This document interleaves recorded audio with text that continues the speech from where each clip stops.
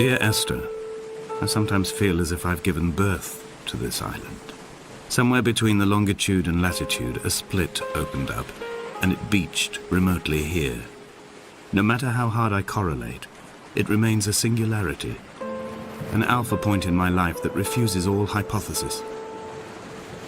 I return each time leaving fresh markers that I hope, in the full glare of my hopelessness, will have blossomed into fresh insight in the interim.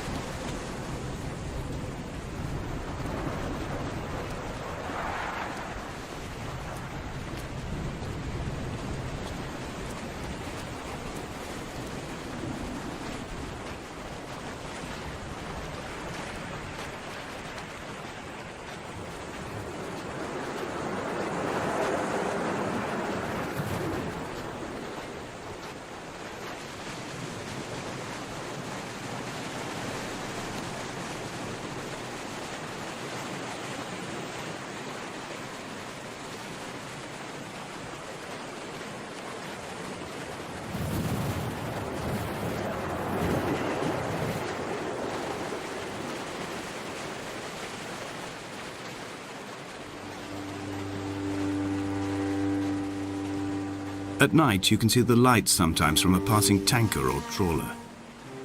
From up on the cliffs, they are mundane. But down here, they fugue into ambiguity. For instance, I cannot readily tell if they belong above or below the waves. The distinction now seems banal. Why not everything and all at once? There's nothing better to do here than indulge in contradictions whilst waiting for the fabric of life to unravel.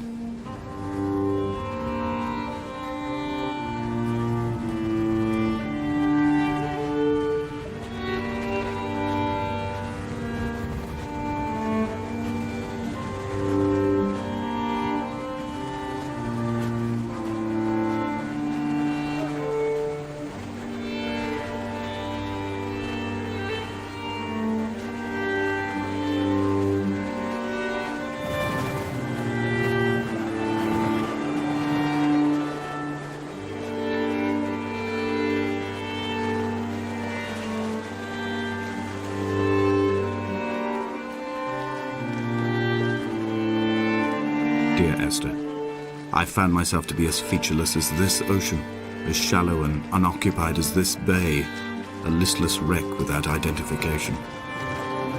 My rocks are these bones, and a careful fence to keep the precipice at bay. Shot through me caves, my forehead a mount. This aerial will transmit into me so. All overexposed, the nervous system, where Donnelly's boots and yours and mine still trample. I will carry a torch for you. I will leave it at the foot of my headstone. You will need it for the tunnels that carry me under.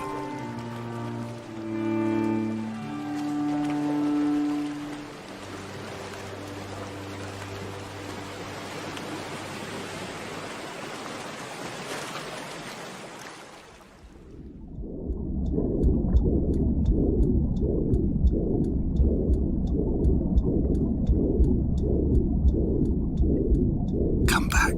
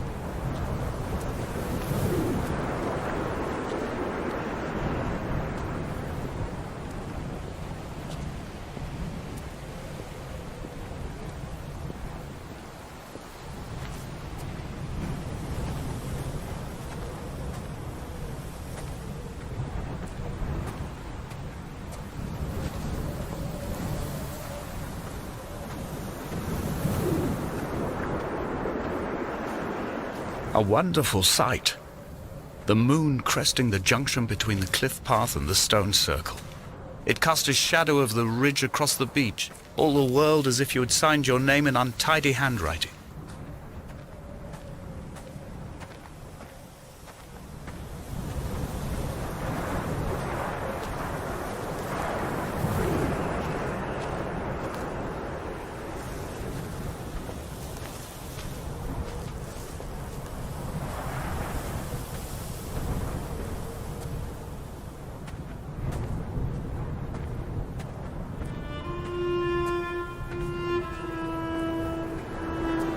When someone had died or was dying, or was so ill they gave up what little hope they could sacrifice, they cut parallel lines into the cliff, exposing the white chalk beneath.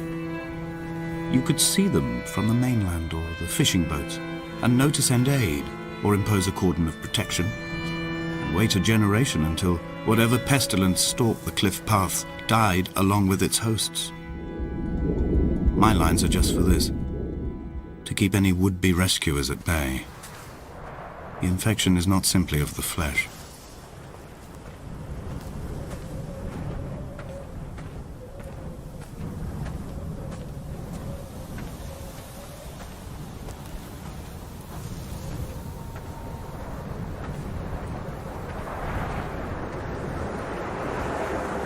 They were God-fearing people, those shepherds. There was no love in the relationship. Donnelly tells me that they had one Bible that was passed around in strict rotation. It was stolen by a visiting monk in 1776, 2 years before the island was abandoned altogether. In the interim, I wonder, did they assign chapter and verse to the stones and grasses, marking the geography with a superimposed significance that they could actually walk the Bible and inhabit its contradictions?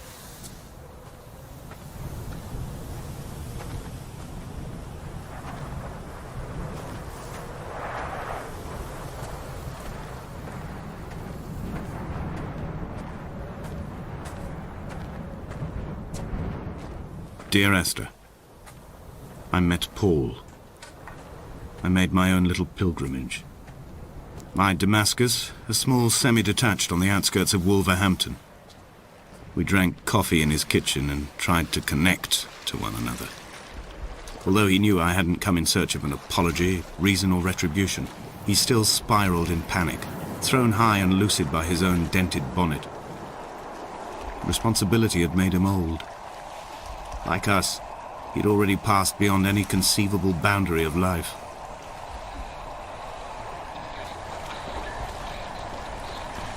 This hermit, this seer, this distant historian of bones and old bread, where did he vanish to?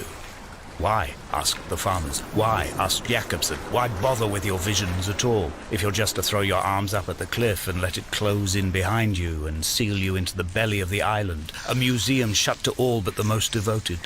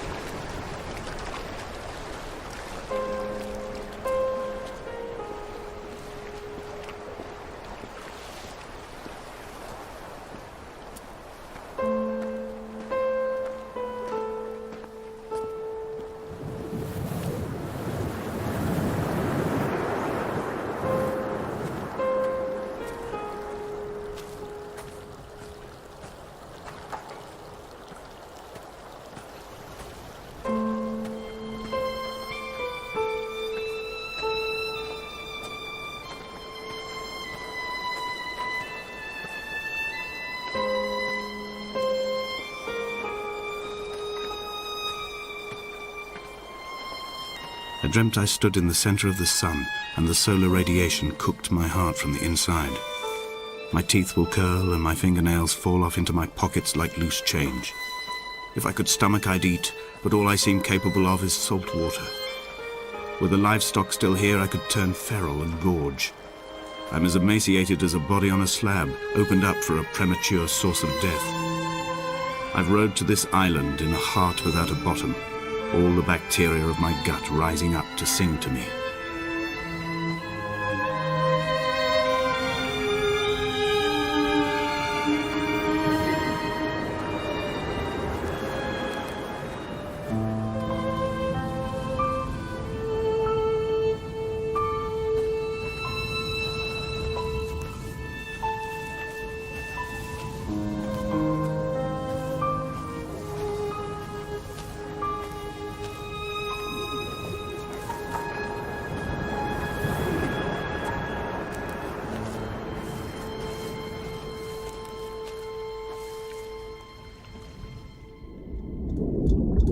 Come back.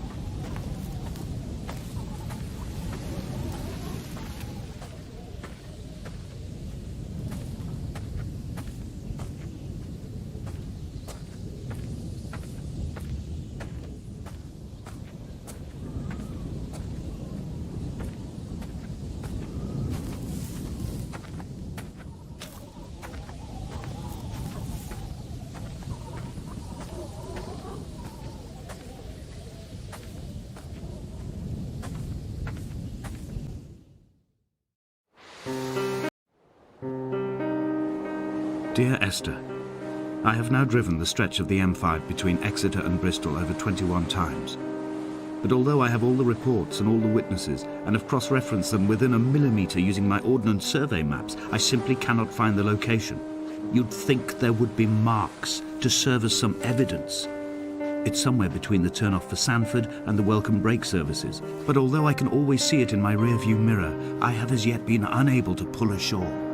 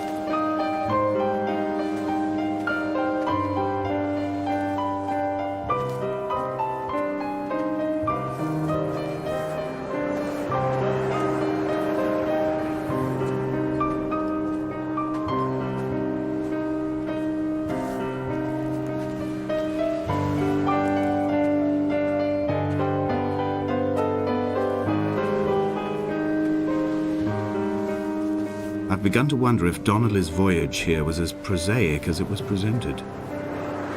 How disappointed not to have found the bones of the holy man. No wonder he hated the inhabitants so. To him they must have seemed like barnacles mindlessly clinging to a mercy seat. Why cling so hard to the rock? Because it is the only thing that stops us from sliding into the ocean, into oblivion.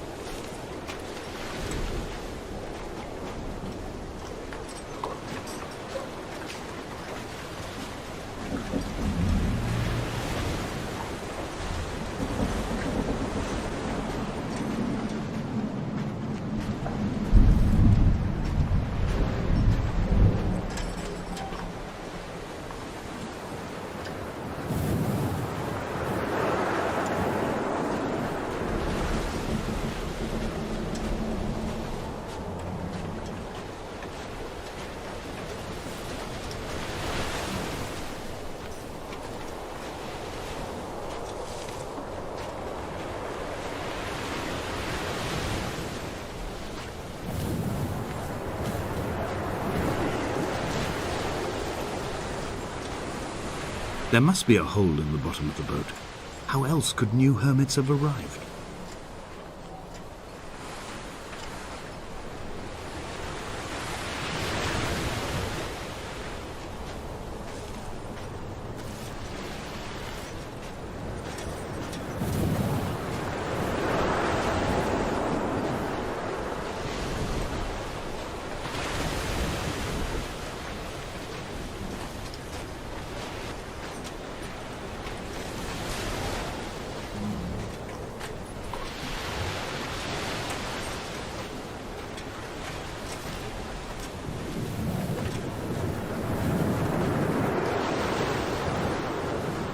I had kidney stones, and you visited me in the hospital. After the operation, when I was still half submerged in anesthetic, your outline and your speech both blurred. Now my stones have grown into an island and made their escape, and you have been rendered opaque by the car of a drunk.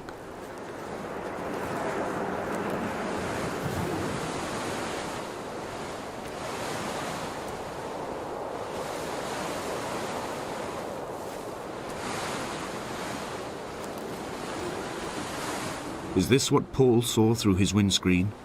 Not Lot's wife looking over her shoulder, but a scar in the hillside, falling away to black forever.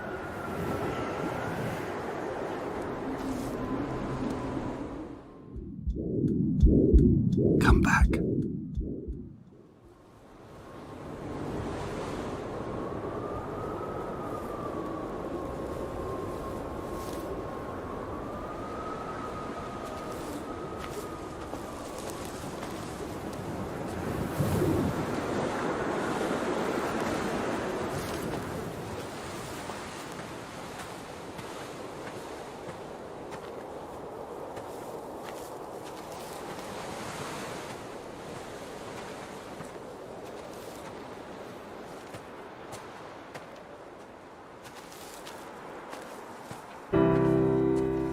I've begun to climb, away from the sea and towards the center. It is a straight line to the summit, where the evening begins to coil around the aerial and squeeze the signals into early silence. The bothy squats against the mount to avoid the gaze of the aerial. I too will creep under the island like an animal and approach it from the northern shore.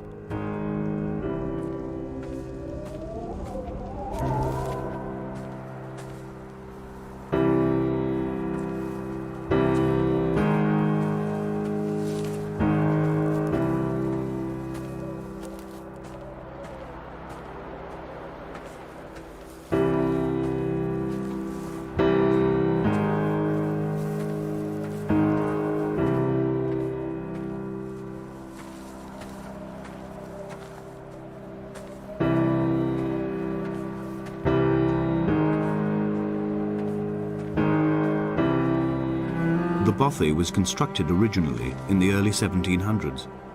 By then, shepherding had formalized into a career. The first habitual shepherd was a man called Jakobsen, from a lineage of migratory Scandinavians. He was not considered a man of breeding by the mainlanders. He came here every summer whilst building the bothy, hoping eventually that becoming a man of property would secure him a wife and a lineage. Donnelly records that it did not work. He caught some disease from his malcontented goats and died 2 years after completing it. There was no one to carve white lines into the cliff for him either.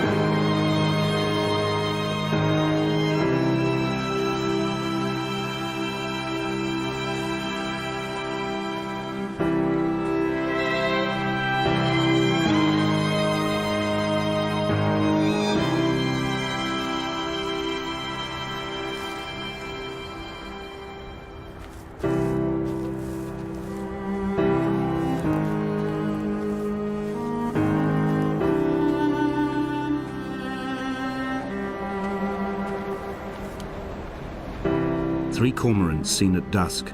They did not land. This house built of stone, built by a long-dead shepherd. Contents: my camp bed, a stove, a table, chairs, my clothes, my books. The caves that score out the belly of this island, leaving it famished. My limbs and belly famished. This skin, these organs, this failing eyesight. When the battery runs out in my torch, I will descend into the caves and follow only the phosphorescence home.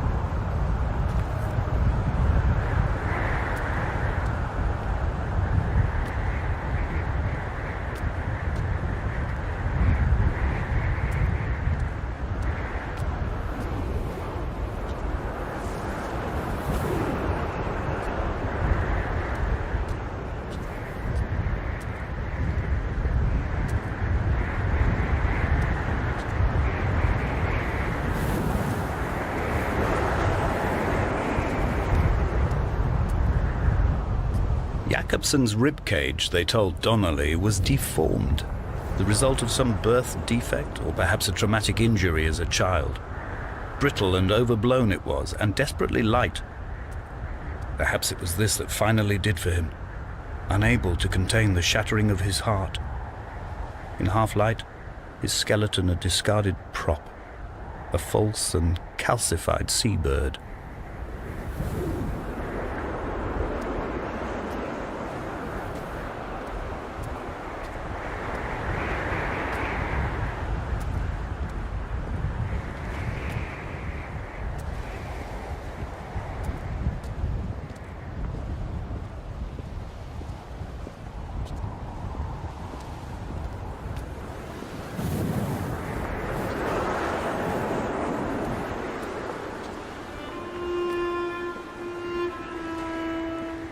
They found Jakobsen in early spring. The thaw had only just come. Even though he'd been dead nearly 7 months, his body had been frozen right down to the nerves and had not even begun to decompose. He'd struggled halfway down the cliff path, perhaps looking for some lost goat, or perhaps in a delirium, and expired, curled into a claw right under the winter moon. Even the animals shunned his corpse. The mainlanders thought to bring it home unlucky.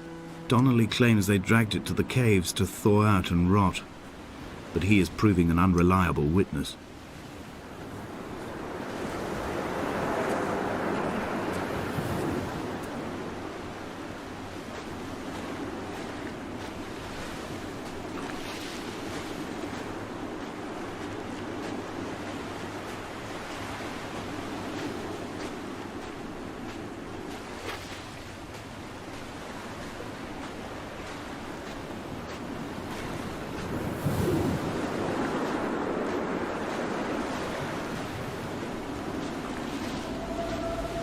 Climbing down to the caves, I slipped and fell and have injured my leg. I think the femur is broken. It is clearly infected. The skin has turned a bright, tight pink, and the pain is crashing in on waves, winter tides against my shoreline, drowning out the ache of my stones. I struggled back to the bothy to rest, but it has become clear that there is only one way this is likely to end. The medical supplies I looted from the trawler have suddenly found their purpose. They will keep me lucid for my final ascent.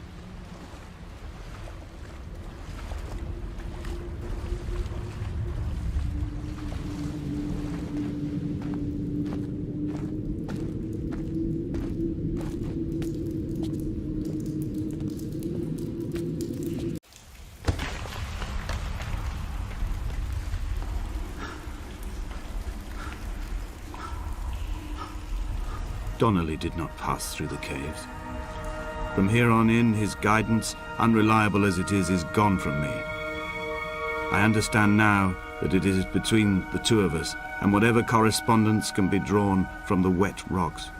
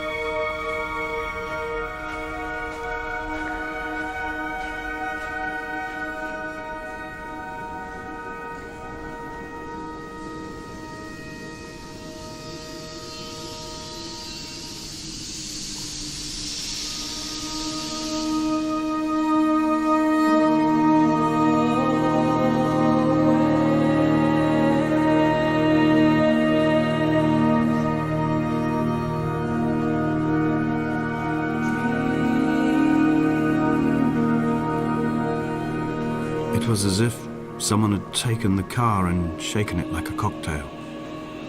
The glove compartment had been opened and emptied with the ashtrays and the boot. It made for a crumpled museum, a shattered exhibition.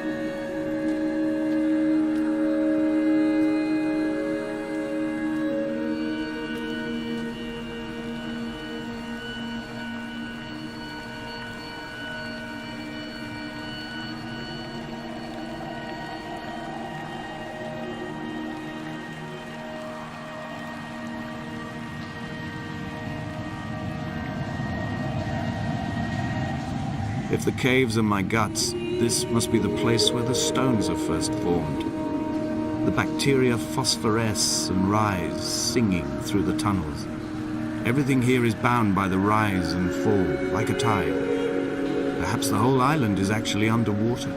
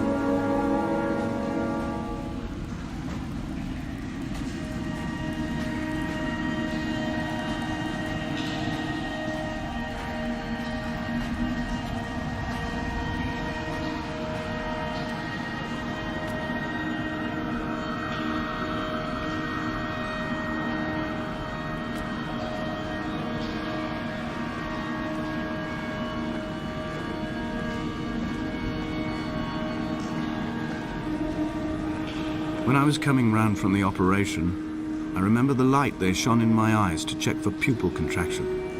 It was like staring up at a moonlit sky from the bottom of a well. People moved at the summit, but I could not tell if you were one of them.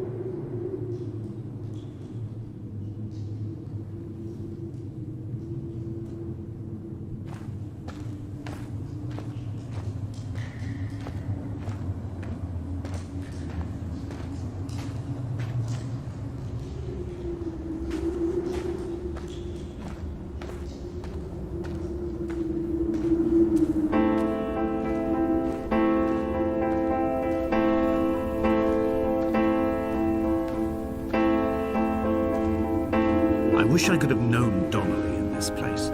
We would have had so much to debate. Did he paint these stones or did I? Who left the pots in the hut by the jetty? Who formed the museum under the sea? Who fell silently to his death into the frozen waters? Who erected this godforsaken aerial in the first place? Did this whole island rise to the surface of my stomach, forcing the gulls to take flight?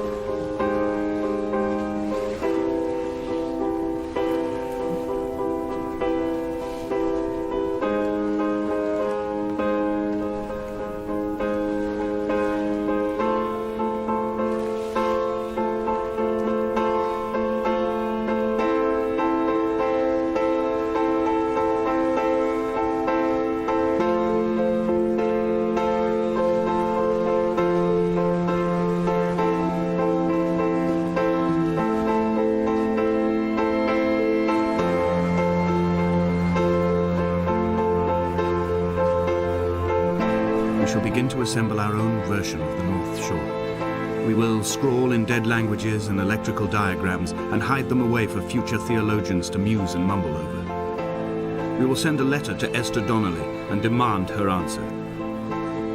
We will mix the paint with ashes and tarmac and the glow from our infections. We will paint a moon over the Sanford Junction and blue lights falling like stars along the hard shoulder.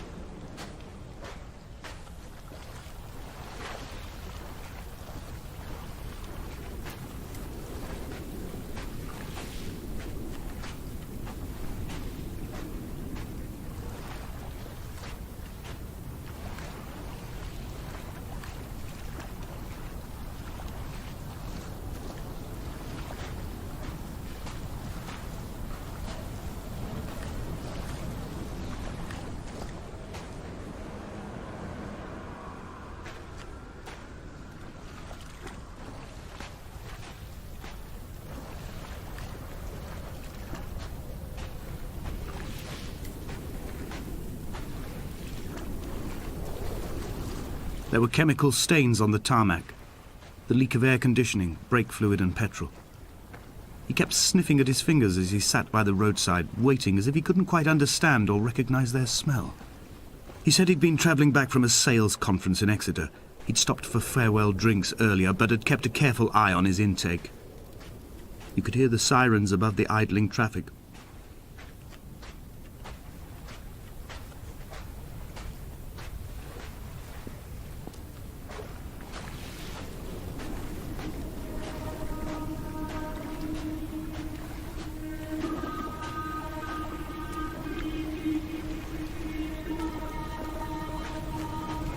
From here, I can see my armada. I collected all the letters I'd ever meant to send to you, if I'd have ever made it to the mainland, but had instead collected at the bottom of my rucksack, and I spread them out along the lost beach. Then I took each and every one, and I folded them into boats. I folded you into the creases, and then, as the sun was setting, I set the fleet to sail. Shattered into 21 pieces, I consigned you to the Atlantic, and I sat here until I'd watched all of you sink.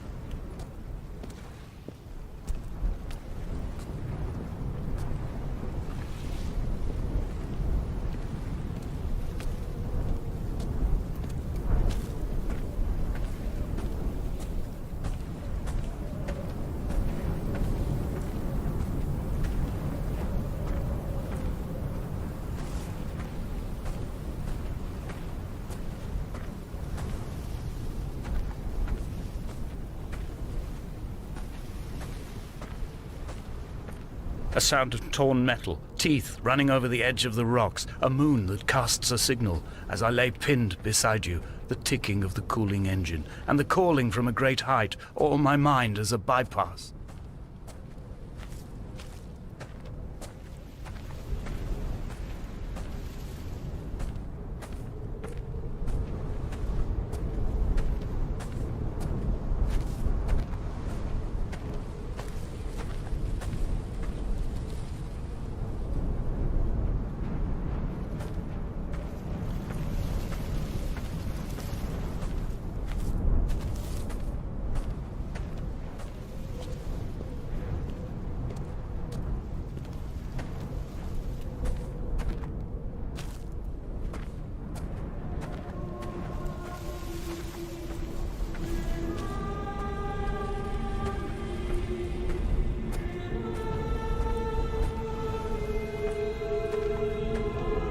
I've begun my voyage in a paper boat without a bottom. I will fly to the moon in it. I've been folded along a crease in time, a weakness in the sheet of life. Now you've settled on the opposite side of the paper to me. I can see your traces in the ink that soaks through the fiber, the pulped vegetation. When we become waterlogged and the cage disintegrates, we will intermingle. When this paper aeroplane leaves the cliff edge and carves parallel vapor trails in the dark, we will come together.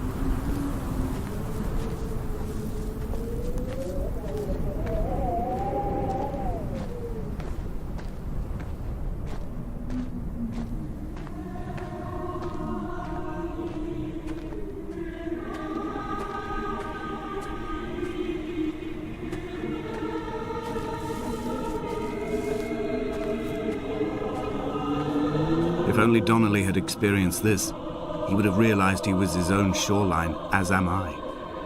Just as I am becoming this island, so he became his syphilis, retreating into the burning synapses, the stones, the infection.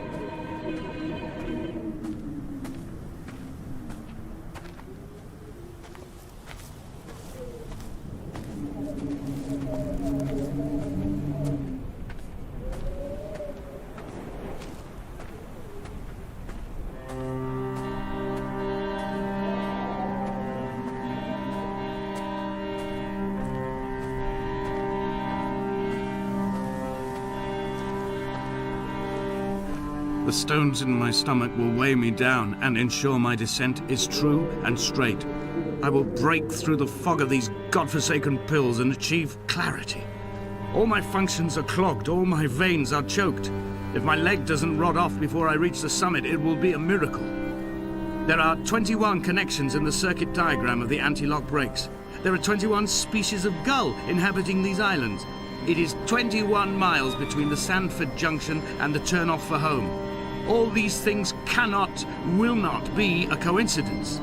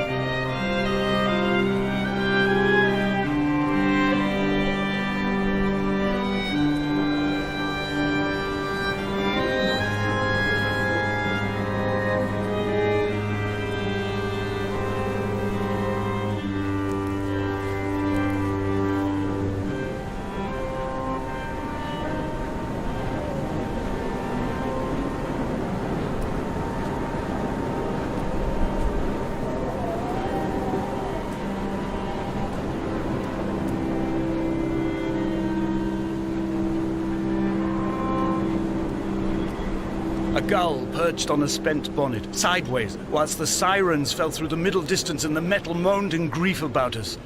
I'm about this night in walking, old bread and gull bones, old Donnelly at the bar gripping his drink, old Esther walking with our children, old Paul as ever, old Paul. He shakes and he shivers and he turns off his lights alone.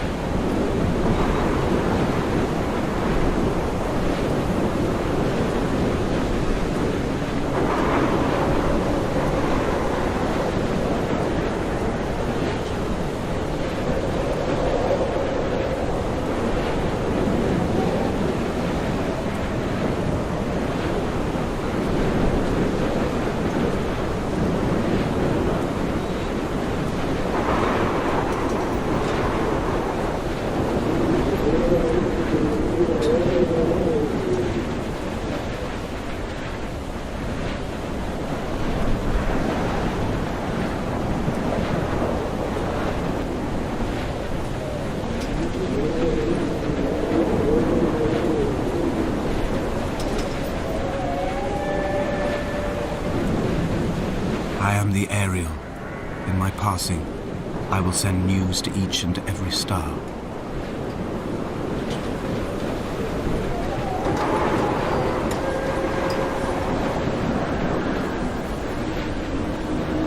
Dear Esther, I have burnt my belongings, my books, this death certificate. Mine will be written all across this island. Who was Jakobsen? Who remembers him? Donnelly has written of him, but who was Donnelly? Who remembers him? I have painted, carved, hewn, scored into this space all that I could draw from him. There will be another to these shores to remember me. I will rise from the ocean like an island without bottom, come together like a stone, become an aerial, a beacon, that they will not forget you. We've always been drawn here. One day the gulls will return and nest in our bones and our history. I will look to my left and see Esther Donnelly flying beside me. I will look to my right and see Paul Jacobsen flying beside me. They will leave white lines carved into the air to reach the mainland, where help will be sent.